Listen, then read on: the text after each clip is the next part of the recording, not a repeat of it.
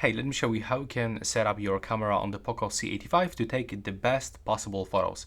So first of all, just start by clicking on this icon over here, then go to the settings, and we have to turn on two options. The first one, the picture quality, make sure that you set the high one, and also go to the general options and turn on the grid lines with center marks so we can make a better composition of your photos. Now let's go and use the Ultra HD mode. This is the 50 megapixel mode that will give us more details, and also make sure to turn on the flashlight and get the good lighting condition.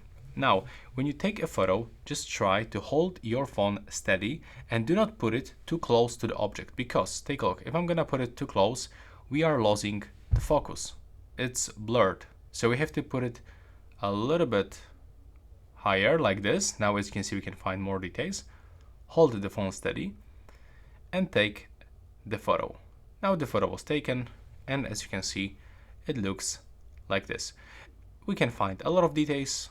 There's beautiful colors, but also that's actually pretty good amount of details on this smartphone. A lot of pieces of the dust over here that we can find. And as I said before, you have to make sure that you are holding the phone, you're holding your phone steady, even when the photo was taken, because you have to wait for the post-processing. Take a look. Take the photo, wait, and now we can just move. And this is the result, that we have beautiful colors and the photo looks really nice.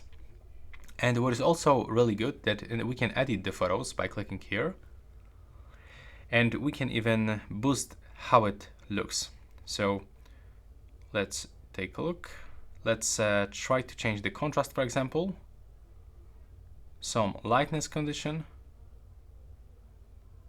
We can give more lights, some highlights, shadows. We can remove shadows to get even more details.